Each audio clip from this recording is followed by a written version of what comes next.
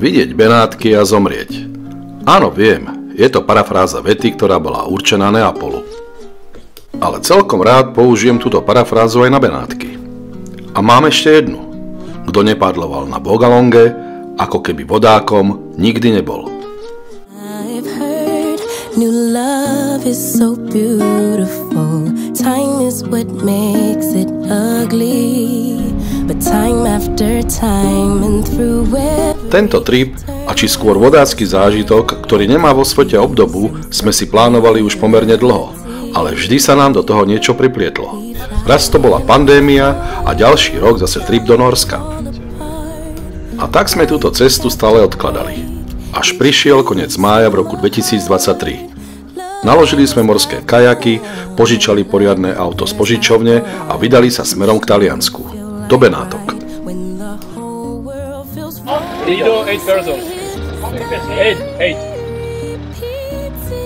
Benátky sú jedny z najnavštevovanejších miest na svete.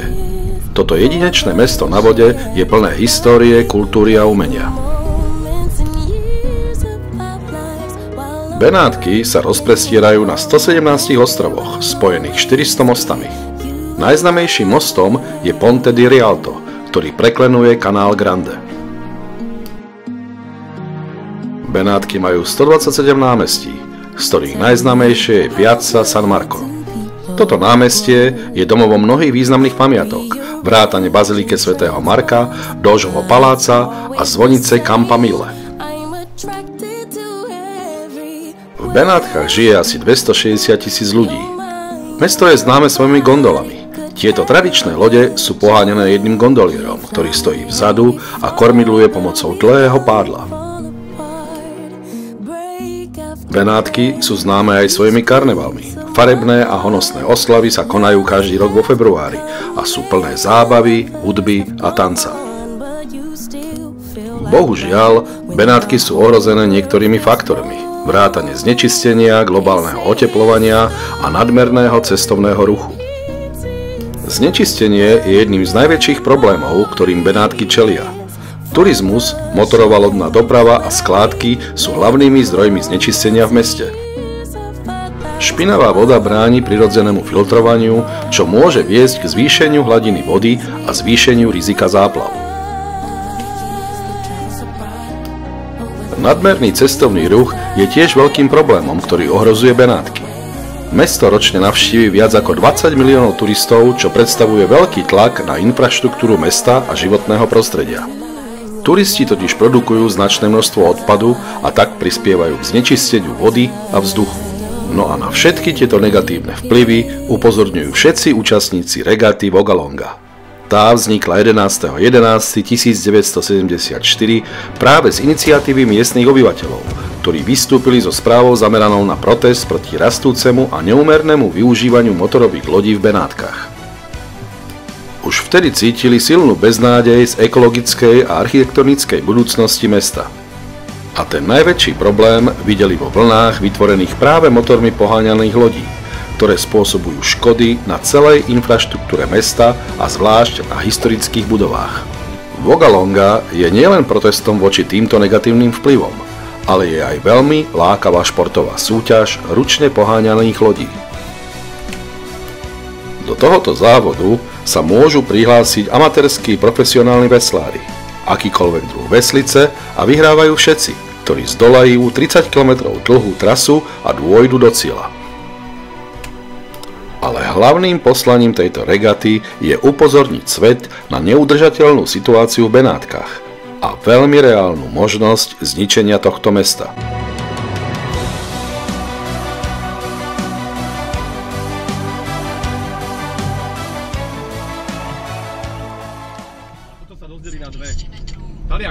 Do Benátok sme pricestovali o jeden deň skôr, keďže sme mali informáciu, že sa pripravuje štrajk lodných prepravcov do tohto mesta. Predsa len stráviť čas na brehu prístavu a nedostať sa včas na závod, to sa nám naozaj nechcelo. A takisto sme sa chceli pred závodom dostať do Benátok na kajakoch a pozrieť si niektoré časti mesta, kde sa väčšina turistov nedostane. A to i napriek tomu, že sa príliš neodporúča len tak pádlovať po kanáloch a motať sa iným plavidlám do cesty. Predsa len Tu vládne úplne iná situácia a pravidlá a na nejakú tú toleranciu k návštevníkom od domácich sme mohli zabudnúť. Miesto pre náš hlavný stan a pobyt sme si zvolili benátske Lido, Lido di Venezia. Je to bezbariérový ostrov v Benátskej lagúne hneď oproti Benátkam. Lido bolo obľúbeným letoviskom už od 19. storočia a dodnes ho navštevuje mnoho turistov. Je známe najmä vďaka Medzinárodnému filmovému festivalu v Benátkach, ktorý sa koná koncom augusta a začiatkom septembra. Lido de Venezia je známe svojimi krásnymi piesočnými plážami, ktoré sa tiahnu po celej dĺžke ostrova. Na Lido sa môžete dostať trajektom z Benátok. Cesta trvá asi 20 minút. Najlepší čas na návštevu ostrova je od mája do septembra, keď je počasie teplé a slnečné. My sme prišli koncom mája, v dobe, keď sa ostrov a pláže len pripravujú na letnú sezónu. Pláže sú zatiaľ opustené, žiaden vreskot a hluk dovolenkových nadšencov. Počuť len zvuk čistiacich mechanizmov na úpravu pieskových pláží. Počas minulých rokov benátske Lido, samozrejme okrem nás, navštívilo kopec známych osobností filmového neba.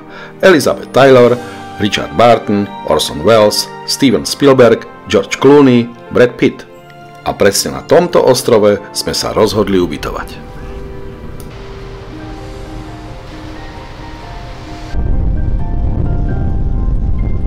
Miesto na zloženie vecí, kajakov a stanov sme si zvolili kemping San Nicolo. Nachádza sa na severnej strane ostrova a Benátky má na dohľad. Je krásne upravený s kompletnou sociálnou výbavou, milým prístupom a hlavne nie je drahý. Po vybalení, vypití ľahkých drinkov a zjedení rýchleho sneku sme pripravení spoznávať Benátky. Zatiaľ len ako turisti, na pešo. Existuje viacero možností, ako sa prepraviť vodnou dopravou medzi ostrovom Lido di Venezia a Benátkami. Najbežnejším a najlacnejším spôsobom prepravy je použiť miestnu hromadnú dopravu. Vaporetto.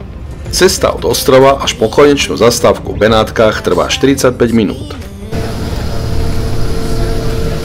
Lístky si môžete kúpiť na staniciach Vaporetto alebo v tabakových predajniach, alebo online na webovej stránke spoločnosti ACTV, ktorá má túto dopravu v meste na starosti.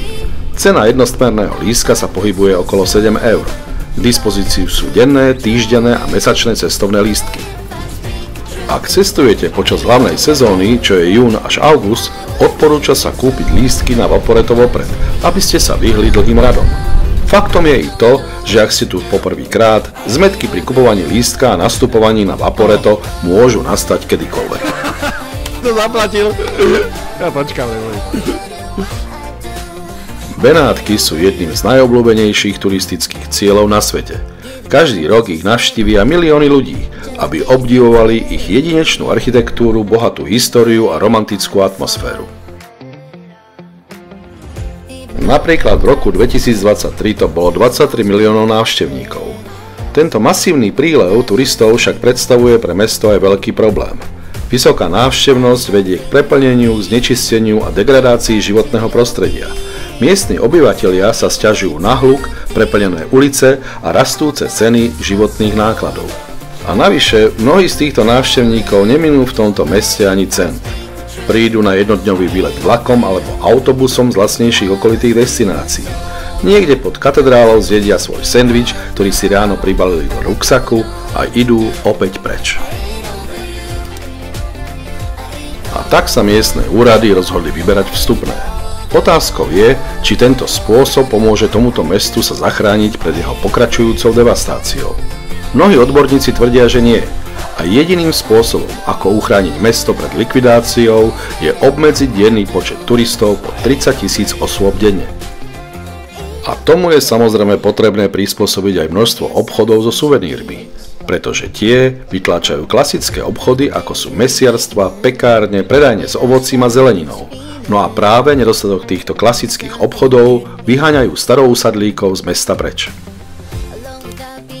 A tam, kde nežijú a nepracujú domáci, mesto hynie. To je proste fakt. Budúcnosť Benátok je tak neistá. Ak sa nepodarí účinne riadiť masový turizmus, mesto riskuje stratu svojej jedinečnej identity. Je dôležité nájsť rovnováhu medzi ochranou Benátok ako turistického cieľa a zachovaním jej krásy a životného prostredia pre budúce generácie. Veď nakoniec, aj my samotní sme sa z tohto dôvodu vydali do Benátok.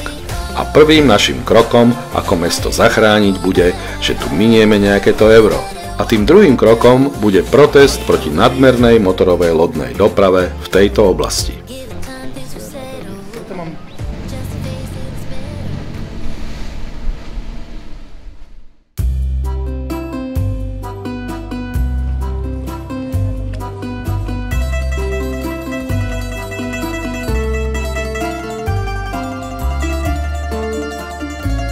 Bolo by naozaj fantastické, ak by protesty Benáčanov a priania všetkých ľudí dobrej vôle dosiahli svoj cieľ. Aby sa Benátky mohli opäť zhlboka nadýchnuť, spamätať sa z dlhých rokov úplnej devastácie s názvom turistický boom. Aby tí, ktorí v tomto meste majú svoje korene, mohli opäť žiť svojim tradičným životom.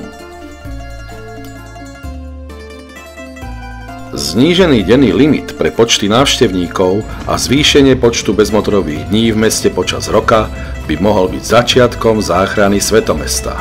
Svetomesta s názvom Benátky. 47. ročník Vogalongy, konaný 28. mája 2023, sa niesol v duchu pokoja, oslavy benátskej tradície a krásy. Ale niesol sa hlavne v duchu protestu proti znečisteniu vplyvom nadmerného turizmu. Celkovo sa na štarte objavilo okolo 2000 lodí s takmer 7500 veslármi. Účastníci pochádzali z 52 krajín sveta. Najpočetnejšiu skupinu tvorili Taliani, nasledovali veslári z Francúzska, Rakúska, Nemecka a Slovinska. A samozrejme aj zo Slovenska.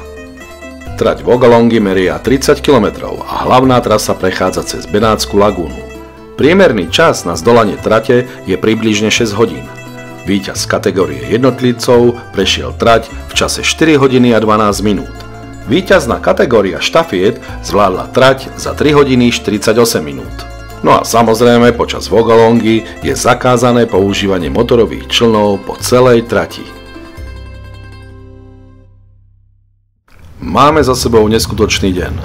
Deň, keď sme si mohli pozrieť Benátky v takej podobe, v akej sme si ho prijali vidieť aj častejšie. A ja som úprimne presvedčený, že aj pomocou takýchto akcií, ako je protest a závod Vogalonga, sa dočkáme doby, keď Benátky budú využívať možnosti štatútu zóny bezmotorových vozidiel a či lepšie povedané lodí v centre mesta. Aspoň na pár dní počas týždňa a nielen počas jedného dňa v roku. A ak by sa aj reguloval počet denných návštevníkov, no, ale to je asi príliš veľa prianí na jeden deň.